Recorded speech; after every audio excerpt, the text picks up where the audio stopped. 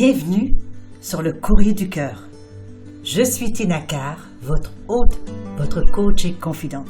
Le Courrier du Cœur, c'est votre podcast pour mieux comprendre les relations interpersonnelles, les dynamiques amoureuses et les rapports entre hommes et femmes. Je parle ici de tout sans tabou. C'est parti.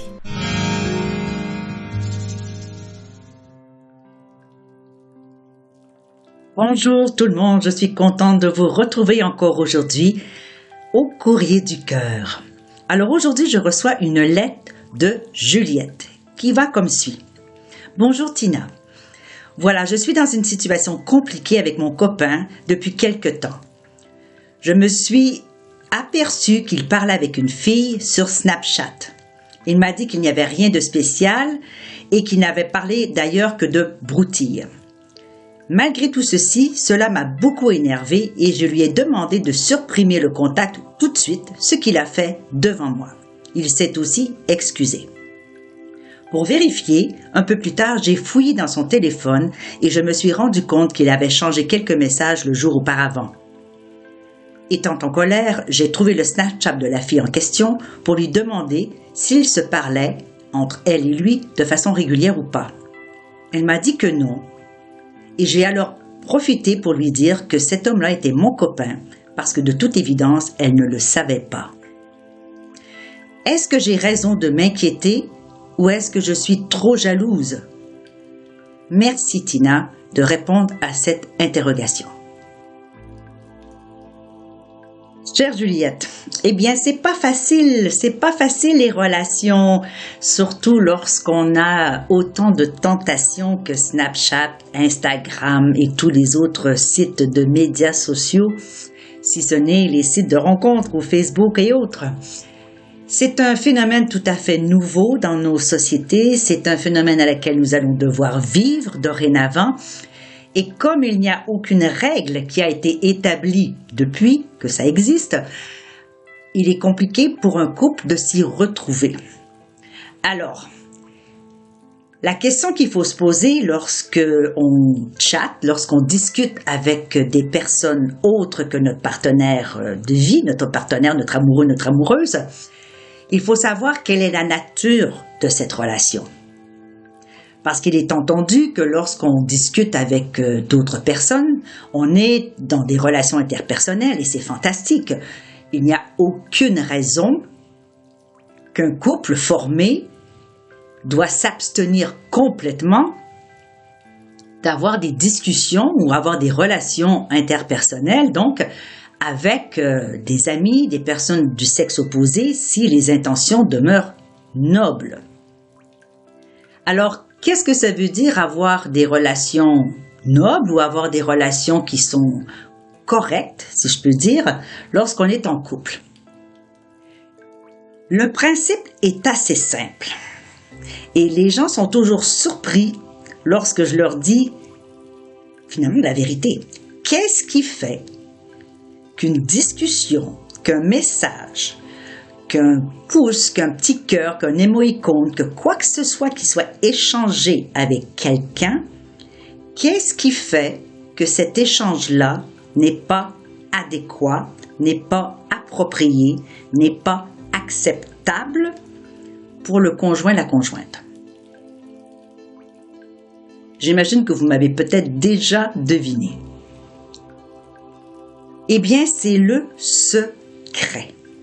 C'est ça le drapeau rouge. C'est avec ça qu'on doit finalement voir la réalité en face et se dire, est-ce que la conversation, est-ce que les échanges que j'ai avec la personne du sexe opposé, du même sexe rendu là, est-ce que ces échanges ou ces discussions, je pourrais les montrer sans aucun problème à mon ou à ma partenaire?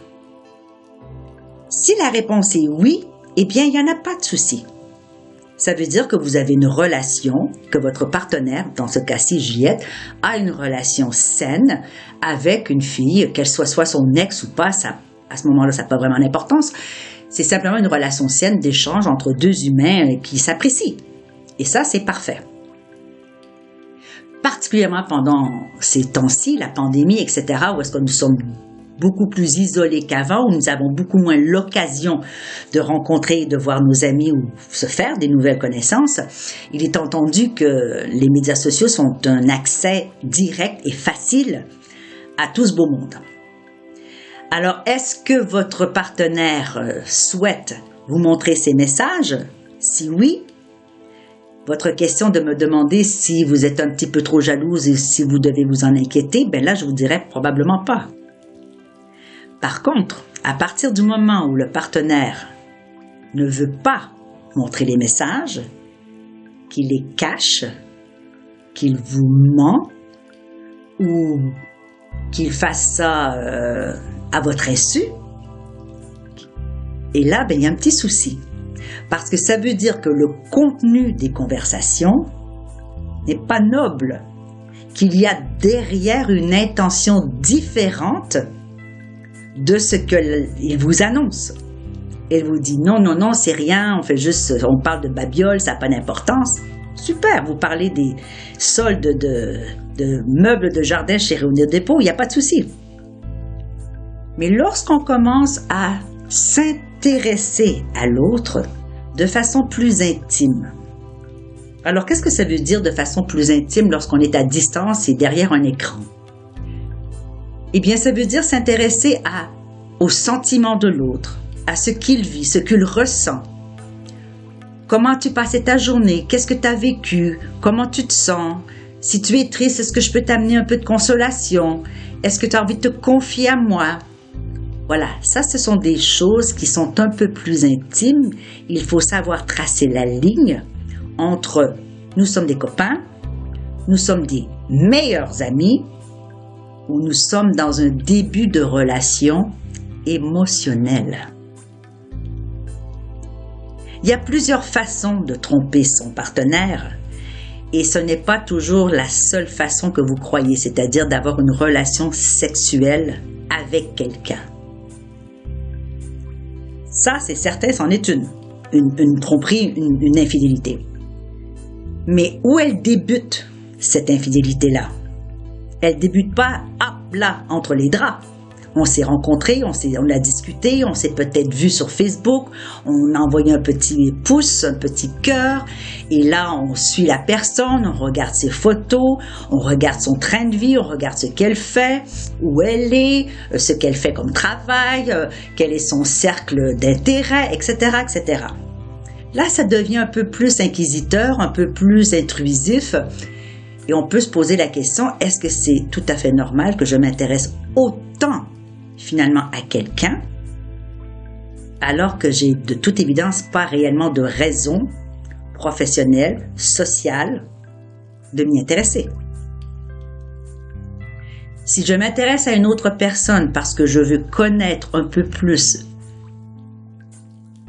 le sens de sa vie, ses goûts, c'est ce qui l'allume, ce qui l'anime, et bien là, on commence à développer cette relation émotionnelle.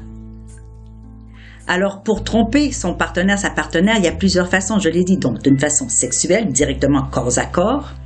Ça peut être aussi simplement, je regarde les photos de quelqu'un, quelqu'une, et je m'en délecte.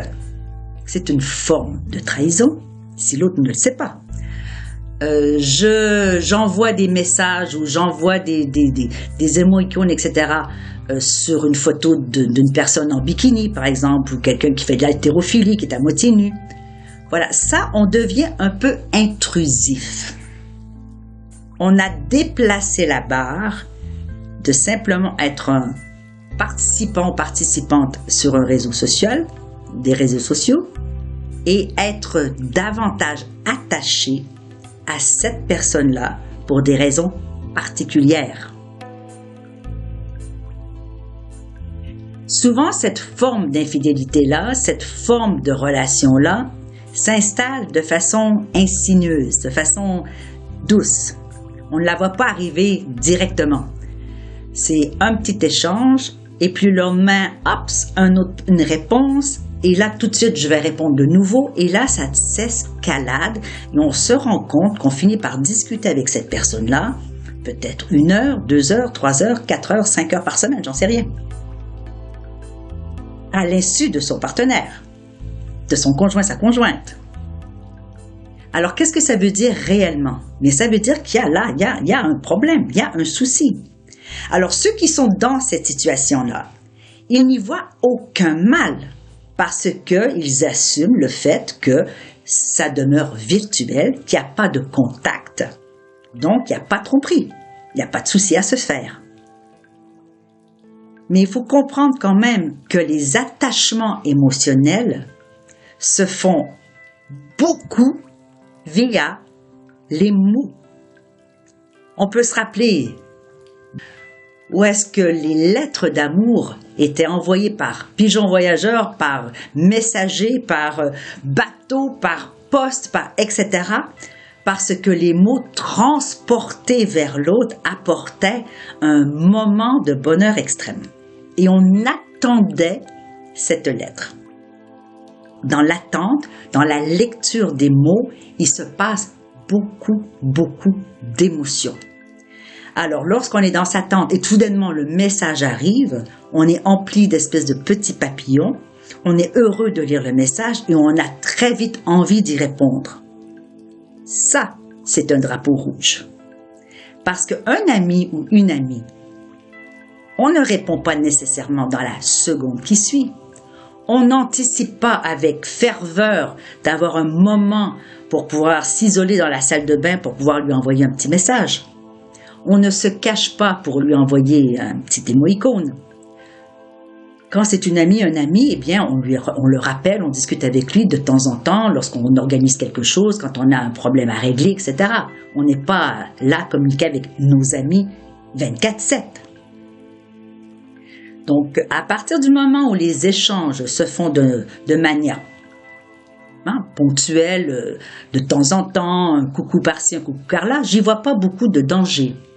Le danger vient avec la constance, avec le nombre d'échanges et surtout le contenu des échanges qui évidemment illustre l'intention cachée derrière cette communication. Pourquoi est-ce qu'un homme voudrait, ou une femme par la même occasion, voudrait communiquer avec une ex ou avec une femme de façon régulière, même si ce n'est pas tous les jours, s'il n'y a pas une intention derrière? Ça serait à questionner à votre copain, lui dire « Mais quelle est l'intention que tu as avec cette femme ?» Si c'est simplement d'échanger des pacotis, pourquoi pas? Alors, puissiez-vous avoir accès au message afin de vous rassurer. Alors, le modus operandi que je vous suggérais ici, Juliette, c'est celui-ci. Avec votre copain, remettez un petit peu sur la table cette histoire de Snapchat avec cette fille et demandez-lui vraiment quelle était son intention. Je ne suis pas certaine qu'à ce stade, vous le dise, c'est pas certain. Mais posez-lui la question que si c'est important pour lui, que vous n'y voyez pas nécessairement de problème, à partir du moment où est-ce que vous pouvez, à souhait, quand vous le souhaitez, quand vous le désirez, regarder ces messages. S'il vous dit, écoute ma chérie, il n'y a pas de souci, tu viens quand tu veux, je te montre ce que j'ai écrit, laissez-le faire, tant mieux. Lorsque les hommes ont des amis de filles, si peu soit-il, c'est tellement rare, quand les hommes ont des amis de filles, bien moi je trouve vraiment que les hommes apprennent à mieux aimer leur propre conjointe. Parce qu'elles ont parfois le conseil de leur copine, elles voient aller le couple de leur ami avec leur copain, voilà. Ils ont un échange avec des femmes qui peuvent aussi les guider, les conseiller pour être de meilleurs époux, de meilleurs amants, de meilleurs partenaires, quoi. Mais si le contenu, je me répète, doit être dissimulé, si votre copain ne veut pas vous montrer les textes en vous accusant d'être trop curieuse ou d'être trop jalouse, eh bien, sachez que ça, c'est un drapeau rouge. Et là, il va falloir remettre toute votre relation en question. Dans ce sens, remettre des règles, c'est-à-dire quelles sont les règles que nous voulons établir dans notre couple, où sont les limites de notre couple, où sont les limites des relations que nous pouvons, un et l'autre, avoir avec les autres, qu'est-ce qui est acceptable et qu'est-ce qui ne l'est pas.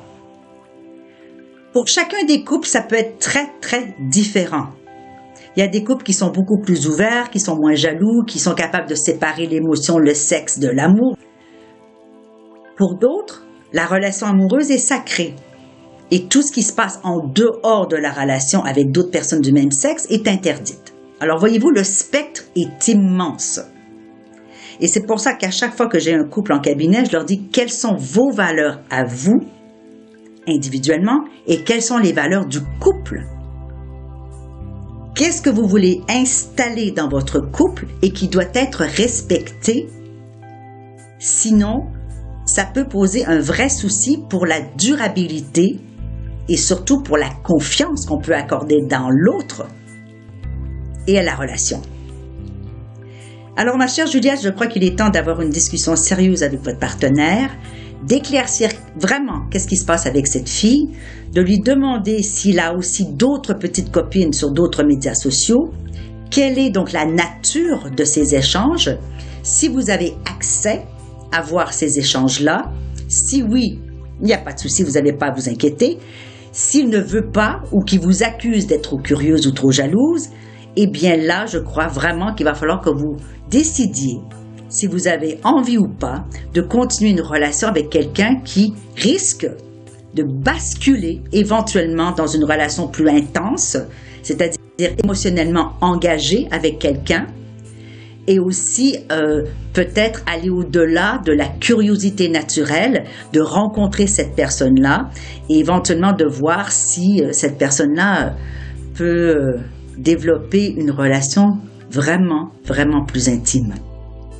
Ce ne sont pas des discussions faciles, ce ne sont pas des discussions agréables à avoir, mais une fois que tout ça est mis à plat, que toutes les limites sont installées, tous les paramètres de votre relation sont clairs, eh bien vous pouvez justement développer cette confiance-là et de la maintenir et de laisser l'un et l'autre avoir aussi des amis à l'extérieur. Une autre question qu'on peut poser dans ce cas-là, c'est de demander que si vous aviez ces mêmes relations-là avec des hommes, Juliette, est-ce que ça serait aussi accepté? Souvent, c'est là qu'on voit que ça serait juste un one-way, là, que ça ne se passerait pas des deux côtés.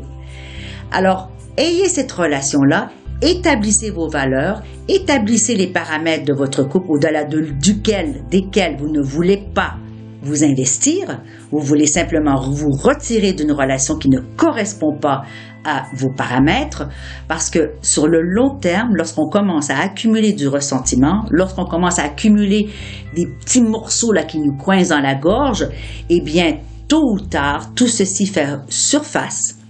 Et là, on ne parle pas d'une surface d'un des éléments, c'est qu'on dirait que tout vient comme un volcan et ça sort souvent d'une façon à peu près inacceptable. Alors, on ne veut pas arriver à ce genre de conflit, donc mieux vaut tout de suite au départ prendre le taureau par les cornes, avoir la discussion, mettre les choses en place et puis continuer à vivre harmonieusement et en confiance l'un et l'autre dans votre relation et dans l'autre.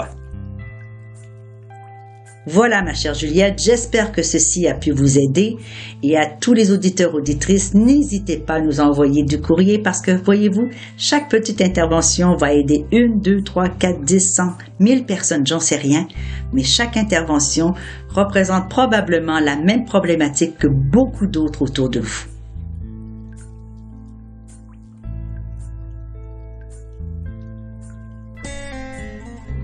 Nous voilà à la fin de cet épisode du Courrier du Cœur. Merci d'avoir été là et d'avoir partagé ce moment avec moi. J'espère que vous y avez trouvé de la valeur. Si vous ne l'avez pas déjà fait, eh bien, je vous invite à vous abonner à ce podcast afin de manquer aucun épisode. Et vous pourriez, par la même occasion, si le cœur vous en dit, écrire un commentaire ou laisser une appréciation avec quelques étoiles. Alors, je vous retrouve dans un prochain épisode du Courrier du Cœur. Mon nom est Tina Carr, je suis votre hôte, votre coach et votre confident. À bientôt.